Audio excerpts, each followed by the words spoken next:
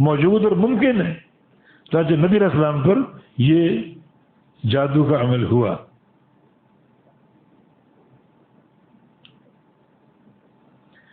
تو من شر النفاثات فی العقد، اور میں پناہ میں آتا ہوں نفاثات کے شر سے.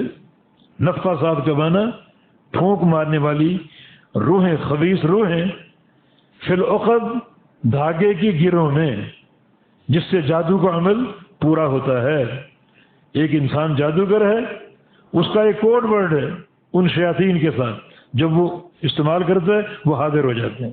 اب جس پر جادو کرنا ہے وہ منتر شروع ہو گئے، وہ روحیں خبیث ساتھ شامل ہو گئیں، اور یہ سب کچھ منتر کرنے کے بعد جو ایک غلیظ مادہ ان کے منہ میں جمع ہوتا، اس سے وہ نفذ کرتے، تھتکارتے ان گروں پر، اور اس طرح جادو کا عمل پورا ہو جاتا.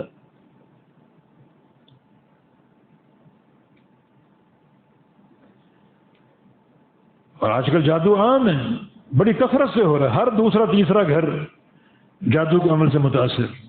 اس لیے ان صورتوں کو پڑھنا تاکہ اللہ تعالیٰ پناہ میں رکھے. ان شر کی دو قسمیں، ایک شر وہ جو نازل ہو چکا ہو، اس شر سے پناہ طلب کرو ان صورتوں کو پڑھ کر، اور ایک شر وہ جس کا اندیشہ ہو، نازل تو نہیں ہوا لیکن کہیں نازل نہ ہو جائے، رکا رہے وہ ہم سے، تو اس شر سے بچاؤ کے لیے پہلے سے اللہ تعالیٰ کی پناہ میں آنا.